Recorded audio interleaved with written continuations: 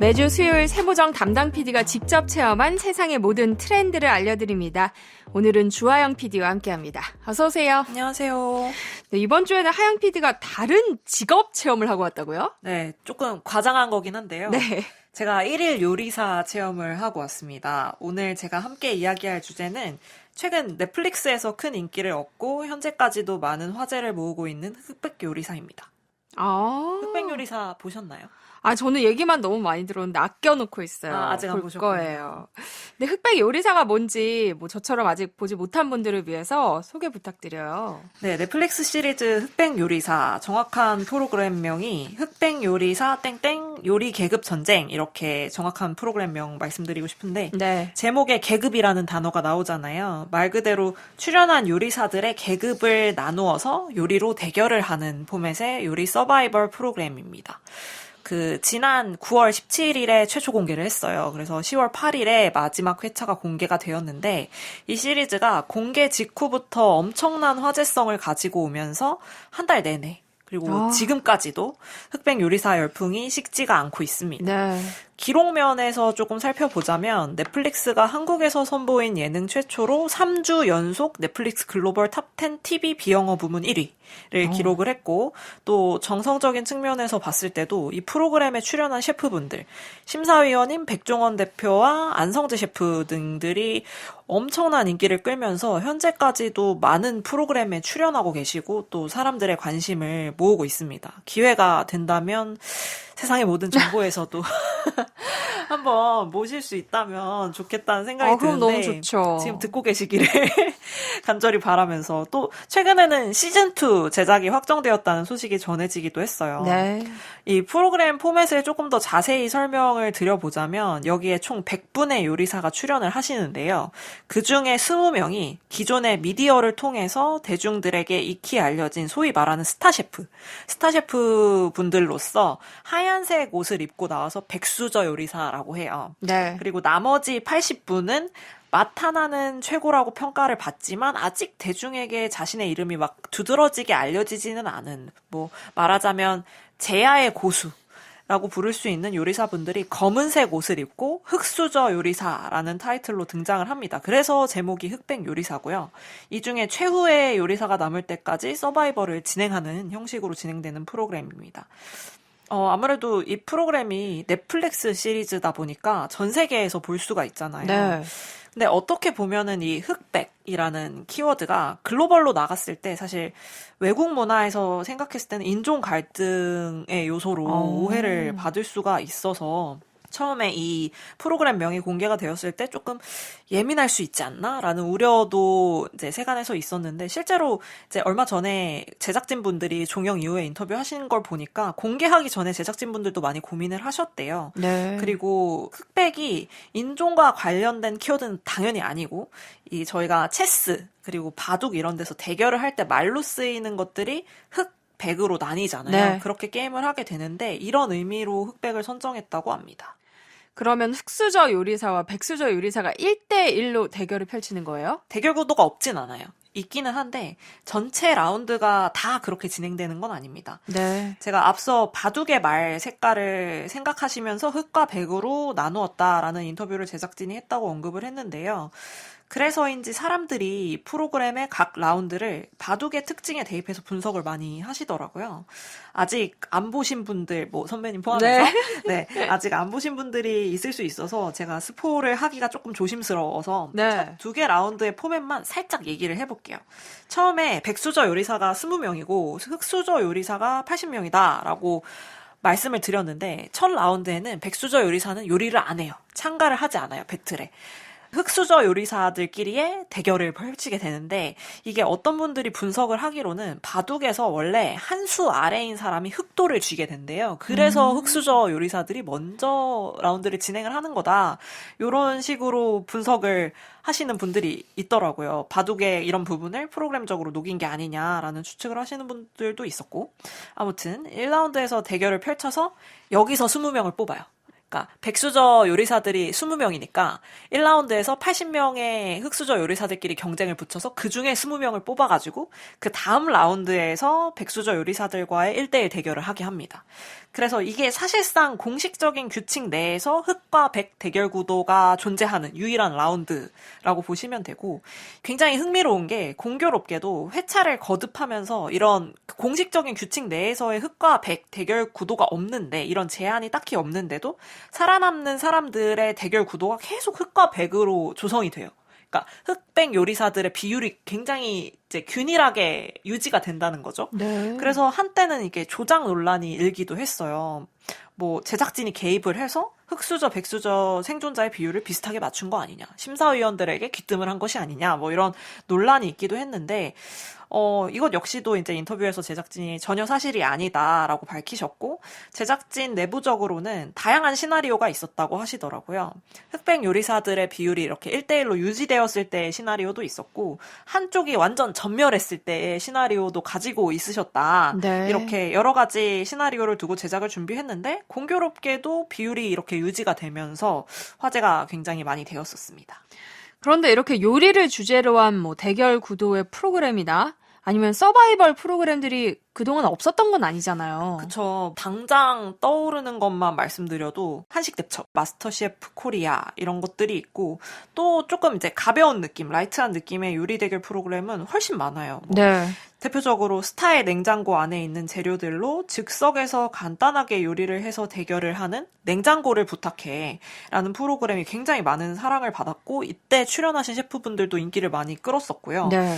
그리고 가장 가까이에 있는 프로그램은 KBS 편스토랑. 네, 편스토랑에서도 스타분들이 출연을 하셔서 자신만의, 물론 이제 전문 셰프분들이 아닌 분들도 많이 출연을 하십니다만, 자신만의 레시피로 대결을 해가지고 또 우승하면 그거를 이제 편의점 상품으로 출시하는 뭐 이런 요리 대결을 모티프로 한 포맷으로 한 프로그램이 KBS에도 있고요. 그리고 마스터 셰프 코리아의 우승자 최강록 셰프, 그리고 냉장고를 부탁해서 많은 사랑을 받았던 최현석 셰프, 그리고 최현석 셰프 같은 경우에는 한식 대첩 시즌2에서 심지어 심사위원으로 백종원 심사위원과 함께 출연을 했었던 기억이 나는데, 이 모든 조금 대단하신 분들이 이번 흑백 요리사에 참가자로 출연을 해가지고 굉장히 많은 화제를 모았습니다. 그런데 이쯤에서 궁금해지는 게, 사실 그동안 이렇게 요리를 주제로 한 프로그램들이 많았잖아요. 그쵸. 그런데도 흑백 요리사가 특별히 인기를 끄는 이유가 있다면 뭘까요? 뭐 아무래도 뭐 다들 다양하게 생각을 하시겠지만, 제 개인적으로는 여러 가지 포인트가 있을 것 같은데, 첫 번째는 조금 반전이 있다, 이 프로그램이. 처음에 제가 설명을 드린 대로 흑과 백 구도로 나뉘고, 이게 실제로 1화를 보게 되면은 백수저 요리사들이 등장을 할 때 흑수저 요리사들 등장할 때랑은 완전 차원이 달라요. 막 그 세트장 위에서 리프트를 타고 등장을 합니다. 엄청난 조명을 받으면서 웅장하게 등장을 하시거든요.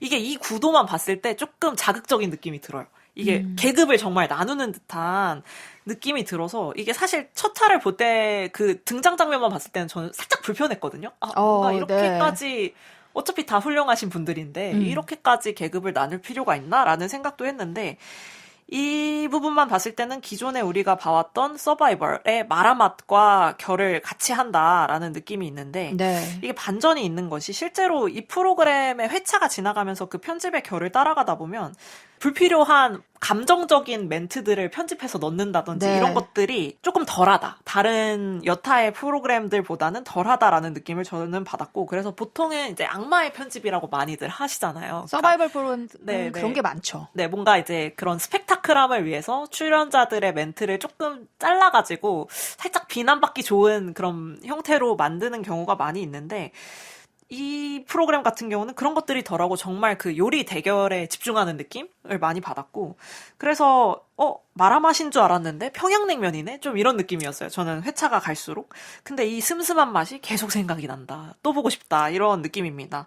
이런 부분이 기존의 요리 서바이벌 프로그램들과는 조금 다른 결로 느껴지지 않나라는 생각이 들고, 또 두 번째는 이 프로그램이 단순한 서바이벌이라기보다 무협지 같은 느낌이 조금 있어요. 이 프로그램에 에드워드 리라는 셰프가 출연을 하셨는데, 이분이 미국에서 아이언 셰프라는 엄청난 그 요리 서바이벌 프로그램을 우승을 하시고 또 사실 다른 곳에서는 그냥 참가자가 아니고 당연히 심사위원으로 초빙을 받아서 함께 평가를 하는 위치에 있는 엄청난 경력자고 셰프들에게 우상 같은 그런 존재인데 이 첫 화에서 흑수저로 출연한 요리사 한 분이 정말 동경하는 눈빛으로 그분을 막 바라보면서 아이 같은 미소를 지으세요. 아, 내가 정말 동경하는 분이 등장을 해서 너무 기대가 되고 너무 신이 났다. 이런 인터뷰도 나오고 해서 내가 이분이랑 꼭 대결을 해보고 싶다. 나의 우상과 대결을 해보고 싶다. 이런 인터뷰를 하시거든요. 근데 실제로 다음 라운드에서 대결을 하십니다. 네, 그래서 이런 부분들이 굉장히 화제를 모았었고 또 이제 여기 프로그램에 중식 셰프분들이 많이 등장을 하시거든요. 중식 셰프들 간의 관계도 굉장히 흥미로워요. 여기서 중식 명장이신 분이 있어요. 백수저 요리사 분이. 그분이 대결 상태를 선택하면서 닉네임이 철가방 요리사인 흑수저 요리사를 선택을 합니다. 그러면서 이유가 뭐냐면 본인도 나도 철가방 출신이었어서 철가방 대 철가방으로 대결을 해보고 싶다. 막 이렇게 얘기를 하시고 무림 고수를 만나는 신진 다크호스 좀 이런 느낌으로 무협지의 한 장면 같다고 해서 많은 화제를 모았어요. 그래서 이런 부분들이 쌓여서 굉장히 특별한 서사처럼 다가서지 않았나 그런 생각이 듭니다. 또 뭐니 해도 빼놓을 수 없는 것이 심사위원의 케미라고 볼 수 있을 것 같은데요. 백종원 대표님이랑 그 안성재 셰프님 이렇게 두 분이 나오시는데 이분들이 스타일이 안 맞아요. 예를 들어서 이 안성재 셰프님 같은 경우에는 이분의 유행어가 있는데 뭐 고기가 이분하게 익지 않았다. 저는 채소의 익힘을 굉장히 중요시 여긴다. 뭐 이런 이분은 전체적인 음식의 완성도, 의도가 음식에 제대로 반영이 있는가. 그러니까 조금 스킬적인 부분을 굉장히 세심하게 보시는 편인데 백종원 대표의 경우에는 한식의 세계화에 관심이 많으시잖아요. 그래서 뭔가 이 주재료가 다 잘 어우러지게 매치가 되었는가, 외국에 어디다가 내놨을 때도 매력적으로 느껴질 수 있는 디쉬인가, 이런 것들을 위주로 평가를 많이 하시더라고요. 이렇게 두 분이 기준이 조금 다르다 보니까 계속 티격태격 싸우세요. 이게 나중에 백종원 대표 유튜브에 안성재 셰프가 출연을 해가지고 아, 우리가 사이가 안 좋은 건 아니다 라고 해명을 하시기도 했어요. 그래서 이런 심사위원의 케미 그리고 각 심사위원들의 매력이 어우러져서 큰 인기를 끄는데 일조를 했습니다. 우리가 사실 오늘 제목이 내가 흑백 요리사예요. 네. 결국 이 얘기를 하기 위해서 계속 프로그램 얘기를 한 거예요. 왜냐면 저처럼 또 안 보신 분들도 계실 테니까. 네네. 하영 PD가 직접 요리를 한 거예요? 요리사가 된 거예요? 네, 제가 한번 요리에 도전을 해봤고요. 이 시리즈 후반부에 화제를 모은 메뉴가 있어요. 밤 티라미수라는 메뉴인데 나폴리 마피아라는 닉네임의 흑수저 요리사로 출연한 권성준 셰프가 개발한 메뉴인데 뭐 스포가 될 수 있어서 이분이 어디까지 갔는지는 말씀을 안 드릴게요. 아마 네. 보신 분들은 들으시면서 아시겠죠? 이분이 편의점 재료를 가지고 요리를 하는 라운드에서 만든 메뉴예요. 그래서 심사위원분들이 엄청난 극찬을 했던 메뉴의 레시피가 공개가 돼서 제가 한번 따라해봤습니다. 밤 티라미수. 네. 뭐 이름만 들어서는 상상이 잘 안 가는데요. 어떻게 만드나요? 네, 해보시고 싶으신 분들 있으실 것 같아서 대략적으로 말씀을 드릴게요. 자, 저희가 편의점에 파는 가공되어져 나오는 밤 있잖아요. 우유에 넣고 끓입니다. 네. 3분 정도. 그리고 믹서기에 넣고 갈거나 블렌더를 이용해서 갈아줘요. 그 갈아낸 페이스트에 크림치즈를 섞고요. 그리고 이걸 냉동실에 넣고 30분 동안 기다립니다. 그 30분이 지난 다음에 이 또 페이스트에 생크림을 넣고 섞어요. 그리고 편의점에서 파는 그 토피넛 라떼에다가 다이제스티브 쿠키를 넣고 으깬 다음에 컵에 차례대로 쌓는 거죠. 쿠키, 크림 이렇게 오. 차례대로 쌓고 맨 위에 얼려놓은 밀크 초콜릿을 갈아서 뿌려줍니다. 마지막에는 그래놀라를 프라이팬에 바삭하게 볶아가지고 그 위에 올려주면 완성입니다. 참 쉽죠? 사람들 반응은 어땠는지 궁금해요. 네, 제가 이래서 이거를 만들어가지고 사무실에 들고 왔어요. 네. 그래서 저희 라디오 사무실에 있는 선배님들한테 이제 시식을 해달라라고 해서 평가를 좀 받았는데, 네, 한번 들어보시죠. 진짜 맛있는데 단가가 일단 좀 비싸니까 팔 만큼 맛있다는 얘기예요. 근데 팔려면 이게 단가가 좀 낮아져야 돼. 그래서 한 9,000원 정도로 팔 수 있도록 단가 조정을 좀 해야 될 것 같아. 여러 가지 맛이 한꺼번에 나서 먹을 때마다 조금씩 다른 느낌이야. 한 번은 약간 커피 향이 나고 한 번은 치즈 맛이 나고 여러 번 먹게 되는데 맛있어. 저희 선배님들이 되게 다정하세요. 그리고 굉장히 착하시고 네. 그래서 너무 맛있다라는 얘기를 많이 해주셨지만 이 이제 너무 맛있다 뒤에 붙은 코멘트들을 네. 제가 조금 냉정하게 해석을 해보자면 그 돈을 주고 이 맛을? 좀 이런 느낌도 있고 좀 여러 가지 맛이 난다는 얘기도 해주셨는데 이거는 제가 재료를 충분히 섞지 못해서 그런 것이 아닌가 이런 생각을 개인적으로 했는데 뭐 진실은 알 수 없지만 저희 이제 다정한 선배님들께서는 너무 맛있게 드셔주셔서 너무 감사했습니다. 네, 요리하면서 특별히 느낀 점이 있어요? 앞서 이제 저희 선배님이 단가 얘기를 해주셨는데 네. 단가가 비싸요. 재료가 밤, 우유, 생크림, 초콜릿, 그래놀라 이렇게밖에 안 들어가는데 제가 이 밤 티라미수를 2개를 만들었거든요. 네. 3만 원이 넘게 들었어요. 이게 먹을만은 해요. 그러니까 아까 들으셨듯이 맛은 있어요. 맛은 있는데 이걸 네. 3만 원을 주고 먹어라? 라고 하면 저희가 뭐 요즘 호텔에 가서 티라미수 사 먹어도 3만 원을 안 하는데 안 사 먹을 것 같거든요. 저는. 네. 실제로 이게 이제 편의점에서 제품화를 해서 지금 판매를 하고 있는데 그 제품의 시중가가 4,900원입니다. 3만 원 말도 안 되는 가격이죠. 그래서 때로는 사 먹는 게 해 먹는 것보다 경제적일 수 있다라는 생각을 네. 했습니다. 또 이제 요리를 해본 사람이 해본다고 제가 요리를 평소에 잘 안 하다 보니까 모든 과정이 힘들었고요. 일단 밤을 얼마나 끓여야 되는지 모르겠더라고요. 레시피에서는 3분 끓여라 라고 돼 있는데 이게 불을 켜고 3분인 건지 끓어오르고 나서 3분인 건지를 모르겠는 거예요. 저는 결론적으로는 끓고 나서 3분 끓였는데 조금 많이 끓인 것 같고 또 마지막으로 이게 초콜릿을 갈아서 올린다고 말씀을 드렸는데 이게 조준을 잘 못해가지고 제 온 방구석에 초콜릿 가루가 날렸다. 네, 이런 후기를 들려드릴 수 있을 것 같습니다. 와. 그리고 결정적으로 제가 뭐 예전에 저희 추석 특집 때도 말씀을 드렸지만 전 설거지 굉장히 귀찮아하거든요. 이 밤 티라미수 2개를 만들자고 설거지가 얼마나 많이 나왔는지 몰라요. 네. 그래서 뭐 설거지를 한 1시간 한 것 같아요. 이 모든 역경을 뚫어내고 만들어 봤는데 너무 비싸다, 맛에 비해서는. 그래서 이제 요리는 요리사에게 이런 결론을 내렸습니다. 그래요. 하영 PD는 프로그램을 그냥 열심히 만드는 게 나을 네, 것 저는 같아요. PD이기 때문에 네. 제작을 열심히 하도록 하겠습니다. 흑백 요리사 프로그램 보면서 음식에 도전하실 분들에게 좀 팁을 줄 수 있을까요? 편의점에서 재료들을 사면 아무래도 소매점이다 보니까 단가가 비싸요. 그래서 네. 대형마트에서 구매할 수 있는 재료들은 대형마트에서 구매를 해보시고 예를 들어 그래놀라나 우유 같은 경우에는 저희가 대용량으로 사도 티라미수 해먹고 남으면 이제 먹으면 되잖아요. 그러니까 그런 것들 위주로 해서 단가를 낮추시고 그리고 이게 주변이 엄청 지저분해져요. 제가 직접 해보니까 이렇게 요리를 하면서 깔끔한 주방을 유지하는 게 어려운 일이더라고요. 그래서 아까 설거지 거리가 많이 나왔다는 얘기를 드렸는데 가능하시면 셰프님들처럼 중간중간에 이 설거지 거리를 치우시면서 하시는 걸 추천을 드리겠고 안 그러시면은 설거지만 저처럼 1시간을 해야 하는 불상사가 발생할 수 있습니다. 또 당연한 얘기지만 아직 흑백 요리사라는 프로그램 안 보신 분들 있다면 이 시리즈를 다 보고 그 요리가 어떤 장면에서 어떤 맥락에서 등장을 했고 어떻게 평가를 받았는지 생각하시면서 만들고 먹어보시면 더 재미있게 즐기실 수 있을 것 같습니다. 그런데 제 생각에는요, 하영 PD가 요리를 못해서 그래요. 요리를 좀 잘하시는 분들은 이렇게 비싼 재료 요거 대신에 이걸 넣으면 좀 네. 될 거야. 뭐 이런 응용을 하실 수 있을 네, 거예요. 그러실 것 같습니다. 저는 그런 센스가 전혀 없어가지고. 네, 오늘은 저희가 넷플릭스 시리즈 흑백 요리사에 대해서 이야기 나눠봤는데요.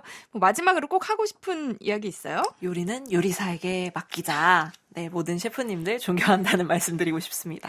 네, 오늘은 주하영 PD와 함께 흑백 요리사 열풍에 대한 이야기 나눠봤습니다. 다음 주 수요일에는요, 강소연 PD와 함께하는 체험 삶의 현장으로 찾아올게요. 오늘 함께 해주셔서 고맙습니다. 감사합니다. 세상의 모든 정보 여기서 마무리하겠습니다. 모바일 쿠폰 당첨자는요, 홈페이지 공지사항에서 확인하실 수 있습니다. 끝으로 이소은의 키친 함께 들으시고요. 저는 내일 다시 찾아뵐게요. 아나운서 전주리였습니다. 고맙습니다.